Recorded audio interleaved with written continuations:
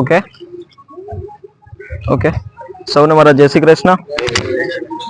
આજે આમ જો કે તુલસી દાદા અને ભાઈની સાથે તો ઘણી બધી વાતચીતો કરી અને પહેલી મુલાકાત મારી મનસુખભાઈ સાથે થઈ। આમ તો આ ગ્રુપ વિશે તો અવારનવાર વર્ષોના વર્ષથી જ્યારથી પણ અમે કામ કરીએ છીએ લોકસેવા માટેનું, તો રસ્તા પર રોડ ઉપર નીકળીએ એટલે આ બેનર્સ ને અમે જોતા હોઈએ કે ગ્રીન આર્મી ગ્રુપ અને તુલસી દાદા વિશેની જે પણ કાંઈ એમની જે શરૂઆત અને તમારા સૌ લોકોના સાથ સપોર્ટથી, કેમ કે એક વ્યક્તિનો માત્ર વિચાર હોતો હોય છે અને વિચારને સમર્થન આપવા માટે આપ સૌ લોકોનો સાથ સપોર્ટ છે, ત્યારે જ આ ગ્રુપ એટલું વિશાળકાય રીતે વૃક્ષારોપણ પ્રત્યે એટલો પ્રેમ જાગૃતિ બધા લોકો આપી રહ્યા છો। પહેલા તો આપ સૌ માટે જોરદાર ક્લેપિંગ થઈ જાય, કેમ કે પોતાનો એટલો કિંમતી સમય લઈને આવી રહ્યા છો, પોતાની ભાવના, પોતાનો પ્રેમ, કેમ કે સવારની આ શરૂઆત આવા સરસ કાર્યથી 365 દિવસ જ્યારે થઈ રહી હોય ત્યારે હું એવું માનું છું કે આનાથી વિશેષ કોઈ કામ કઈ હોતું નથી। કેમ કે મારી ખુદની વાત કરું, કેમ કે 8-9 વાગે હું ખુદ ઊભો થતો હોઉં છું અને 8-9 વાગ્યા સુધીમાં ઘણા બધા કામ થઈ શકતા હોય છે। તમારું ગ્રુપ છેલ્લા ઘણા વર્ષોથી 365 દિવસ જે રીતે સવારમાં 5 વાગે 4:30 વાગે ઊભું થઈને જે અહીંયા રોડ ઉપર ઓન ફિલ્ડ પર આવી જાય છે અને 8 વાગ્યા સુધીમાં જ્યારે મારો ઉઠવાનો ટાઈમ થતો હોય છે, જ્યારે બધા લોકો જો કે 7-8 વાગે ઊભા થતા હોય છે નોર્મલી, ત્યારે તમારું આ કામ સમાજ પ્રત્યે, પ્રકૃતિ પ્રત્યે પૂરું થઈ જતું હોય છે, ત્યારે ખૂબ આનંદ અનુભવીએ છીએ। અને આજથી હું પણ એક નાનો અમથો સંકલ્પ કરું છું કે આજે આ સેવાના કામની અંદર પોતાનો સમય ઇન્વેસ્ટ, જો કે વેસ્ટ કરતા હતા અત્યાર સુધી, પણ સારી રીતે ઇન્વેસ્ટ કેવી રીતે કરવો જે સમાજ માટે ઉપયોગી બની શકે, આવનારા ભવિષ્ય માટે ઉપયોગી બની શકે, તો હું પણ જેમ બને વહેલી તકે ઊભો થવાની કોશિશ કરીશ કે જેના થકી કંઈક સારું પ્રકૃતિ માટે આપણે પોતાનું યોગદાન આપી શકીએ। ગ્રીન આર્મી ગ્રુપ, જો કે ગ્રીન શબ્દ આવતો એટલે હરિયાળીનો આપણા સૌની અંદર, કેમ કે લીલો કલર પ્રકૃતિનો કલર છે અને શાંતિનું પ્રતીક છે। જ્યારે એને જોઈએ ત્યારે આપણા મગજમાં શાંતિનો અનુભૂતિ થતી હોય છે અને આપ સૌ લોકો આ શાંતિ માટેનો કંઈક પ્રયત્ન કરી રહ્યા છો, ત્યારે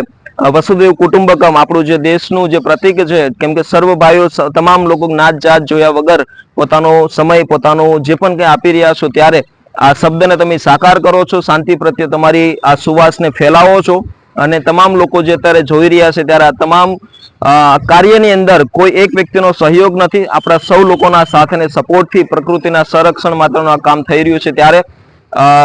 એક ગ્રુપ કાંઈ નથી કરી શકતું, પણ સૌ લોકોનો જે કહેવાય ને કે ટીપે ટીપે સરોવર ભરાતું હોય છે, ત્યારે આ એક એક વિચારથી આજે સૌ લોકોનો વિચાર દેશ દુનિયા સુધી પહોંચે। અને આ વિડીયો પણ એટલા માટે, કદાચ આ ફોટોઝ વિડીયો એટલા માટે બનાવીએ છીએ કેમ કે આજનો સમય સોશિયલ મીડિયાનો છે અને ફેસબુક, યુટ્યુબ, ઇન્સ્ટાગ્રામ શું કરી શકે છે આપણે સૌ લોકો જાણીએ છીએ કે આવનારા એક મેસેજને આપણે કેટલા દેશ દુનિયા સુધી પહોંચાડી શકીએ, તો એક ક્લિકમાં આપણે પહોંચાડી શકતા હોઈએ છીએ। ત્યારે આ મેસેજને તમામ દેશના ખૂણે ખૂણે સુધી પહોંચે એ તમામ લોકોને રિક્વેસ્ટ કરું છું કે આ વિડીયોઝને, આ ફોટોઝને મેક્સિમમ લોકો સુધી શેર કરો। કોઈના પર્સનલી કોઈ ફેસ વાયરલ કરવા માટે નથી માંગતા, પણ જે વૃક્ષ પ્રત્યેનો પ્રેમ છે, વૃક્ષ પ્રત્યેની જે લાગણી છે તમારા દિલની અંદર પણ આવે ને તમે પણ પોતાના ટાઈમમાં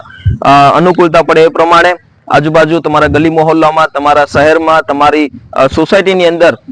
વૃક્ષારોપણ કરો, બસ એ જ અમારો સૌનો વિચાર છે। અને આજે સોશિયલ મીડિયાના માધ્યમથી અમે જે કામ કરી રહ્યા છીએ, ત્યારે હું પણ એક નાના વર્ગનો વ્યક્તિ છું, હું કોઈ નામથી કદાચ સૌ લોકો જાણે છે, પણ કામને અમે પ્રાધાન્ય આપીએ છીએ। માનવતા એ સૌથી મોટી વાત હોતી હોય છે અને ત્યારે હું માત્ર નિમિત્ત છું। અમારી પૂરી ટીમ જે અત્યારે કાર્યરત છે સોશિયલ મીડિયાથી જોડાઈને, ત્યારે ફેસબુક, યુટ્યુબ, ઇન્સ્ટાગ્રામ શું કરી શકે છે, એક ક્લિકથી શું પાવર છે। આજે પૂરા હિન્દુસ્તાનનું અમે એક પહેલું એવું આશ્રમ બનાવીએ છીએ, આઈ થિંક બધા લોકો તમે જાણતા જ હશો, કે જેમાં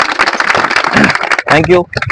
જેમાં સોશિયલ મીડિયાના માધ્યમથી 1000 થી પણ વધારે લોકોની કેપેસિટી રહી શકે એટલી સુવિધા, જેમાં નાત જાત ધર્મ કોઈ પણ પ્રકારનું જોયા વગર માનવતાની શું સાચી સુવાસ છે, ત્યારે ભાવનગરથી મહુવા હાઈવે ઉપર બનવા જઈ રહી છે। 99% કામ પૂરું થવા આવ્યું છે દાદા, અને એની અંદર અત્યારે આવનારા સમયની અંદર પણ એક એવો મેસેજ પ્રોવાઈડ અમે કરી શકશું કે સોશિયલ મીડિયા કોઈ ટાઈમ પાસનું પ્લેટફોર્મ નથી,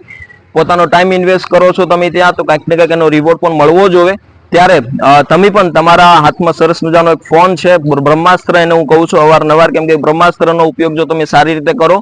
તો મોટામાં મોટી મુશ્કેલીનો પણ આપણે સામનો કરી શકીએ છીએ। કોઈ પણ જગ્યાએ ખોટું થઈ રહ્યું છે, કોઈ પણ જગ્યાએ કંઈ એવું બતાવવા જેવું છે, તો ચોક્કસથી ફેસબુકનો ઉપયોગ કરો, યુટ્યુબનો ઉપયોગ કરો, ઇન્સ્ટાગ્રામનો ઉપયોગ કરો, અને જેટલું ખરાબ થઈ રહ્યું છે એ પણ અમે લોકો જાણીએ છીએ, કેમ કે સારાની સુવાસ બહુ ઓછી ફેલાતી હોય છે, ત્યારે 99% સમાજની અંદર, આપણા પરિવારની અંદર આપણા બાળકો કંઈક ને કંઈક ફેસબુકમાં શું કરી રહ્યા છે, યુટ્યુબમાં શું કરી રહ્યા છે, એમની પણ આપણે સૌ લોકોએ ચકાસણી કરવી જોઈએ, કેમ કે સોશિયલ મીડિયામાં ઘણા બધા ફ્રોડ પણ થઈ રહ્યા છે. બસ આપણે સૌ લોકો સમજદાર છીએ. જેટલો આપણે પ્રકૃતિ પ્રત્યે પ્રેમ રાખીએ છીએ એટલો માનવતા પ્રત્યે પણ એટલો જ પ્રેમ આપણે સૌ લોકો ત્યારે જ ભેગા થયા છીએ. બસ એ જ વિચાર સાથે, અને ખાસ તુલસી દાદાએ વાત કરી હતી એમને, જ્યારે પણ અમે એનું જ્યારે પોડકાસ્ટ પહેલું શૂટ કર્યું ત્યારે ગ્રુપની તમામ વિષયની અમે વાતચીતો કરી. પણ જ્યારે અમે એક કિસ્સો તમને શેર કરીશ કે અમે જ્યારે પણ એવા ફેમિલી પ્રત્યે પાસે જતા હોઈએ છીએ ત્યારે ઘણા બધા એવા પરિવાર હોતા હોય છે કે જે વ્યસનને લઈને હેરાન થતા હોય છે. વ્યસનને લઈને એટલા માટે કહું છું દાદા, કેમ કે જ્યારે પણ એ તમાકુનો જ્યારે સેવન કરે છે, સોપારીથી કોઈ વિરોધ નથી, પણ જ્યારે તમાકુનું પોતે નિકોટિનનું જ્યારે સેવન કરે છે ત્યારે એ પોતાના જે માઉથનું જે કેન્સર હોતું હોય છે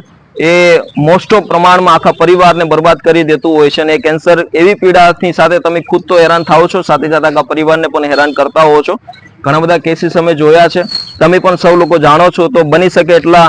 નિકોટિનથી દૂર રહો, અને જેના થકી આપણે આપણું પણ ધ્યાન રાખી શકીએ, આપણા પરિવારનું પણ ધ્યાન રાખી શકીએ. કેમ કે જો આપણને કાંઈ થશે તો આ પ્રકૃતિનું ધ્યાન રાખવા માટે કદાચ